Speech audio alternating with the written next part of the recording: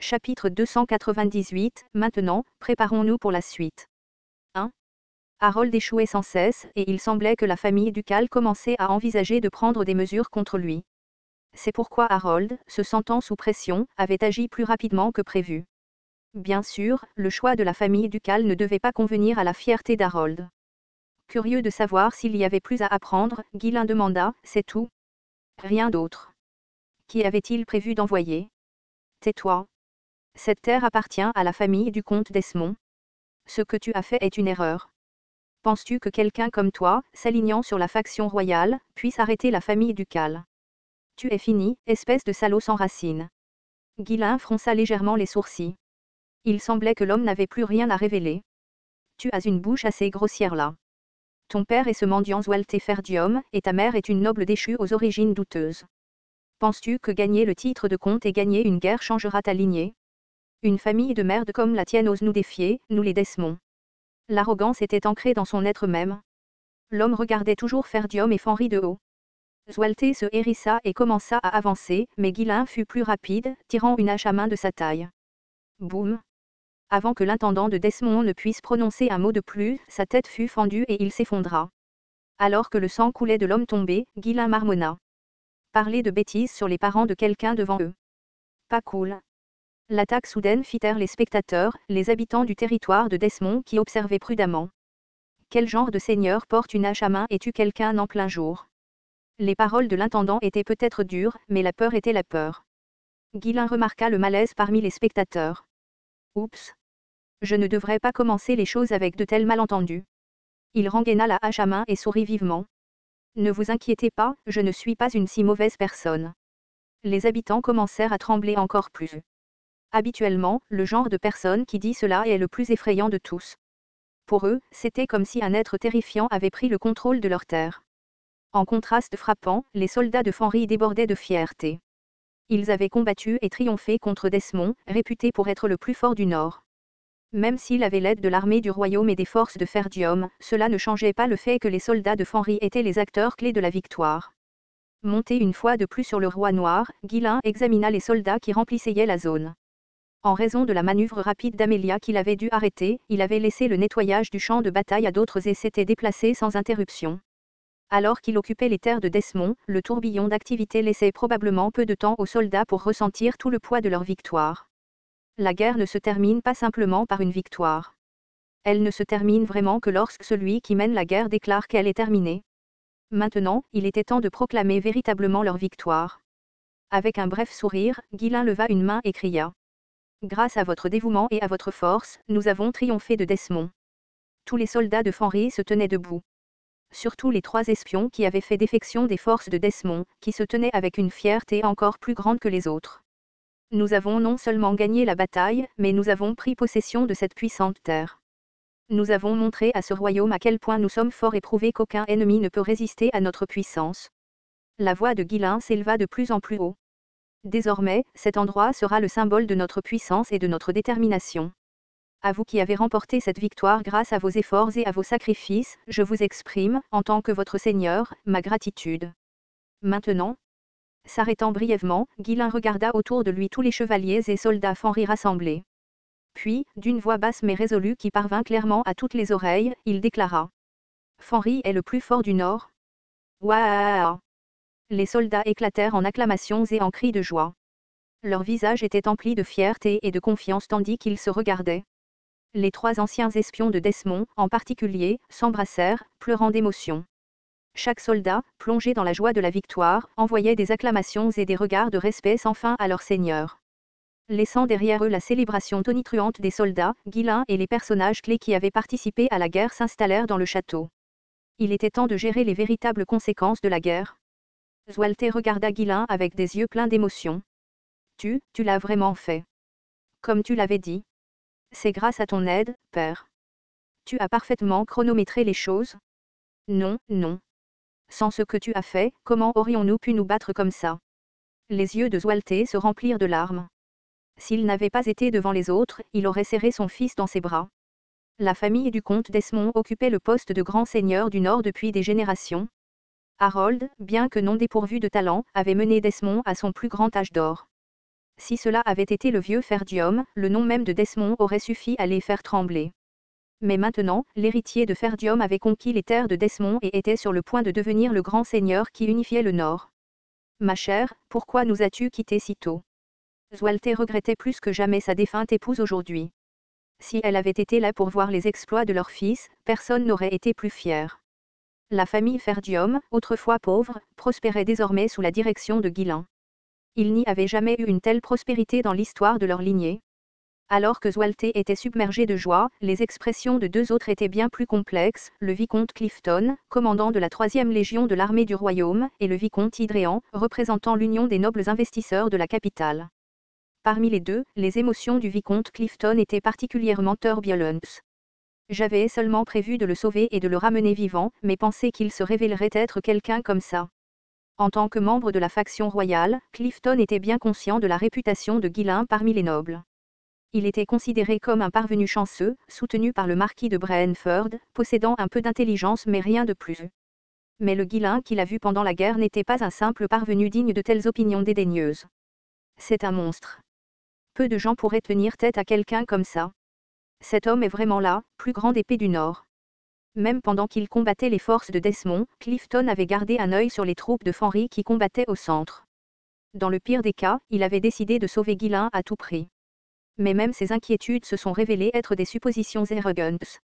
Les prouesses martiales et le sens tactique de Ghislain étaient bien au-delà des capacités de Clifton. Et puis il y a la cavalerie aérienne et un mage du 6e cercle. Même nous, en tant qu'alliés, n'avons pas pleinement compris la puissance de Fenry. Ghislain avait construit une force formidable, mais de nombreux nobles de haut rang de la faction royale le sous-estimaient encore. En fait, le nombre de nobles critiquant le marquis Brentford pour avoir soutenu Ghislain avait augmenté. Même Clifton avait nourri un mépris subtil pour lui jusqu'à présent. Bien que Ghislain ait atteint le rang de comte, Clifton l'avait rejeté comme un novice chanceux. Mais plus maintenant. Plus Clifton observait Ghislain, plus il le trouvait terrifiant. Sudorant de nervosité, Clifton fit une légère révérence à Ghislain. Félicitations pour votre victoire, commandant de l'armée du Nord. Techniquement, Ghislain détenait le titre de commandant de l'armée du Nord. Bien que la structure de commandement soit différente en réalité, son rang en temps de guerre remplaçait celui d'un commandant de la Légion de l'armée du royaume. En s'inclinant, le vicomte Clifton reconnaissait que Ghislain était son supérieur. Ghislain répondit avec un léger sourire. Grâce à votre aide, nous avons pu remporter cette victoire. Je n'oublierai pas le soutien de la faction royale et du royaume. Je veillerai à vous rendre l'appareil. Je veillerai également à ce que la famille du commandant de la 2e Légion soit correctement indemnisée. Merci. Cet ami peut maintenant reposer en paix. Le vicomte d'Oron, le commandant décédé de la 2e Légion, était un ami proche de Clifton. Bien que Clifton ait apprécié les paroles réfléchies de Ghislain, son cœur s'est alourdi. Pouvons-nous vraiment contrôler cet homme? Peut-être que la faction royale, avec le marquis de Brentford, le pouvait. Ils le devaient. C'est pourquoi ils avaient soutenu Ghislain jusqu'à présent. Pourtant, un vague malaise persistait dans la poitrine de Clifton. Après avoir vu Ghislain au combat, l'image effrayante et démoniaque de lui refusait de s'effacer. Un homme comme celui-là n'appartenait à personne. Plus quelqu'un essayait de le maîtriser, plus il se rebellerait et riposterait avec violence. Assez. Ce n'est pas à moi de décider. Il était un soldat. Son devoir était de servir la famille royale et de suivre ses ordres. Comme une épée maniée par son maître, il n'agirait pas selon son propre jugement. Alors que Clifton reculait, le vicomte Hydréan s'approcha. Je m'excuse pour la présentation tardive. Je suis le vicomte Hydréan, représentant l'union des nobles investisseurs de la capitale, et, les victimes de cette guerre. Merci pour vos contributions. Je n'oublierai pas l'aide fournie par les investisseurs. Oui, nous n'avons amené que nos soldats pour cette campagne, mais, nous avons subi quelques pertes. Les nobles de l'union des investisseurs étaient prévisiblement sensibles aux finances. Bien qu'il ait envoyé des troupes pour éviter de subir trop de pertes, la mort de nombreux soldats constituait toujours une dépense importante. Comprenant leurs inquiétudes, Ghislain hocha la tête et répondit avec aisance. Quand vous reviendrez, je m'assurerai que vous soyez bien approvisionnés en provisions. Au mot de Ghislain, le vicomte rayonna. Bien que la sécheresse s'atténue et que les conditions s'améliorent lentement, le prix de la nourriture reste aussi élevé que l'or. Hydréan savait déjà que le comte Fenry était quelqu'un qui tenait ses promesses, mais l'entendre confirmer le rendait toujours heureux. Rara, merci beaucoup. J'ai hâte de travailler avec vous à l'avenir. Pas besoin de le mentionner. Après tout, nous sommes tous dans le même bateau, n'est-ce pas? C'était vrai, ils avaient beaucoup investi dans Fenry. Hydréan hocha la tête avec enthousiasme. Bien sûr, bien sûr. Nous resterons partenaires pour la vie. Hydréan abandonna toute idée de retirer son investissement. Le marquis de Brentford soutenant Guillain et la conquête du territoire de Desmond achevée, qui oserait défier Fenry maintenant? Il était convaincu qu'investir dans Fenry était un pari sûr pour l'avenir. Sur ce, la conversation se transforma en une atmosphère à moitié lourde, à moitié agréable, tandis que les participants discutaient des plans d'après-guerre. Finalement, le groupe se dispersa pour un repos bien mérité. Il était temps de s'occuper des blessés et de se réorganiser, un processus qui allait occuper tout le monde pendant les prochains jours. Maintenant capable de souffler un peu, Guillain fut approché par Bolinde. Guillain lui offrit un sourire reconnaissant. Merci. Grâce à toi, nous avons pu retarder l'avancée d'Amelia.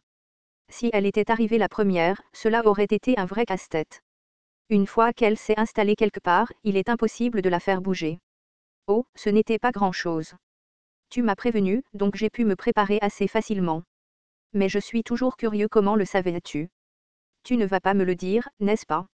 Eh bien, je connais juste assez bien Omilie. Oh mon Dieu, est-ce parce que tu la poursuivais à l'époque? Ce n'est pas ça? Ou est-ce que c'est ça? À bien y penser, dans sa vie passée, il l'avait poursuivie. Mais c'était plutôt pour essayer de la capturer et de la tuer. Bolinde rit de bon cœur avant de poursuivre. Vous n'imaginez pas à quel point les nains se plaignaient d'avoir été traînés ici sans prévenir. Galbary et les nains avaient été obligés de passer de la fabrication d'arcs à la construction de pièges dès leur arrivée. C'était Bolinde qui les avait apaisés moitié avec des mots, moitié avec des points, et s'était assuré que tout était prêt. Sans sa contribution, la victoire aurait pu être incomplète. Guillain lui avait seulement demandé de retenir Omilie. Il lui laissait le soin de décider comment elle y parviendrait. Elle est toujours si étrangement compétente. Même s'il le lui avait demandé à plusieurs reprises, elle n'avait jamais révélé ses méthodes. Guillain avait simplement abandonné, en riant doucement. Eh bien, c'est bien que tout se soit bien passé. Commençons à préparer les prochaines étapes. Oui, nous devons sécuriser cette zone et intégrer pleinement le territoire nouvellement acquis dès que possible. Mais j'imagine que le superviseur en chef va faire beaucoup d'histoires. Nous avons éliminé presque tous les serviteurs ici. Nous ne pouvions pas les laisser vivre de toute façon. La plupart d'entre eux étaient directement liés à la famille ducale. Contrairement au territoire du comte Cabaldi, où les serviteurs étaient simplement corrompus, ici, beaucoup étaient de véritables agents de la famille ducale. Guillain savait qu'il devait les débusquer à fond. Même les fonctionnaires de niveau inférieur ne pouvaient pas être dignes de confiance tant que leurs antécédents n'étaient pas entièrement vérifiés. Comme toujours, le personnel administratif de Fenry finirait probablement par travailler jusqu'à l'épuisement. HM, nous allons encore manquer de main-d'œuvre. Piotr ne peut pas gérer tout cela tout seul.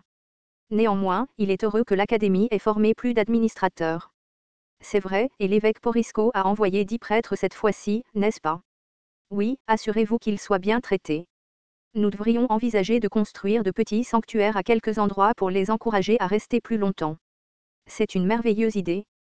Notre jeune seigneur est vraiment brillant. Le territoire étant désormais beaucoup plus grand qu'avant, il y avait beaucoup d'endroits où affecter les prêtres. Pour éviter toute gêne avec Piotr, Guillain décida de les placer loin de lui.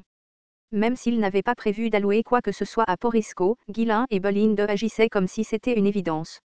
Quand il s'agissait de telles questions, les deux travaillaient toujours en parfaite harmonie. Eh bien, si nous voulons agir rapidement, nous devrions également déplacer la base de Claude ici. Mais je me demande s'il va se plaindre de ne pas vouloir venir. Contrairement à d'autres territoires du Nord, le territoire de Desmond était vaste et riche en ressources.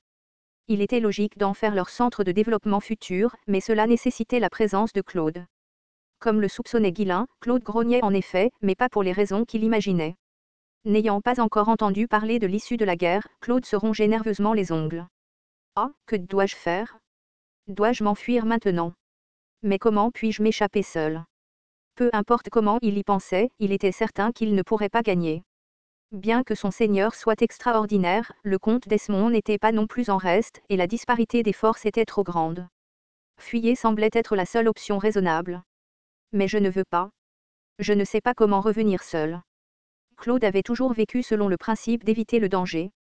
Il n'avait pas assez confiance en lui pour retourner seul dans sa ville natale. En plus de cela, ses gardes habituels étaient introuvables. Bon sang.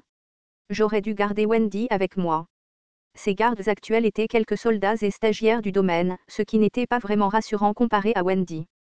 Quand elle était là, elle le harcelait et le surveillait constamment, et il avait souhaité son absence. Maintenant qu'elle était partie, il trouvait le vide insupportable. Sans parler du fait qu'il était terrifié. Claude était, au fond, un homme très craintif. Hag, ils me tueront en premier quand ils arriveront ici.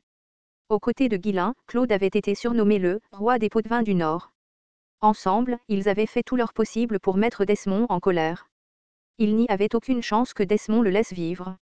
Si seulement Wendy avait été là, il aurait pu s'échapper au moment où les mauvaises nouvelles seraient arrivées. Sa présence aurait été un énorme soulagement. En fait, il avait supplié Belinda de laisser Wendy derrière lui. « Je ne peux pas vivre sans Wendy. S'il te plaît, ne la prends pas. » Oh mon Dieu, qu'est-ce que c'est? Toujours collés ensemble, vous êtes en couple maintenant. Ce n'est pas ce que je veux dire. Je vais littéralement mourir sans elle. Malgré ses supplications désespérées, Belinda s'était moquée de lui et avait quand même traîné Wendy loin de lui. Alors que Claude sombrait de plus en plus dans le désespoir, la nouvelle tant attendue arriva enfin. Le Seigneur a gagné. Une grande victoire. Un messager courut à travers le domaine, criant la nouvelle avec un sourire radieux. Il semblait déterminé à transmettre le message à tout le monde dans le domaine sans relâche. Waouh! Les serviteurs, les domestiques et même les roturiers du domaine éclatèrent en acclamations. Et personne ne cria plus fort que Claude. Waouh! Je suis sauvé. Mais avant que sa joie ne se calme complètement, un autre messager arriva en toute hâte. Surveillant en chef. Quoi? Le Seigneur veut que tu viennes immédiatement. Déjà? Pourquoi? Il vient d'occuper les lieux. Il dit qu'il y a trop de travail à faire. Combien? Assez pour former une montagne, apparemment. Claude, qui jubilait quelques instants plus tôt, baissa la tête. Soudain, il eut envie de mourir.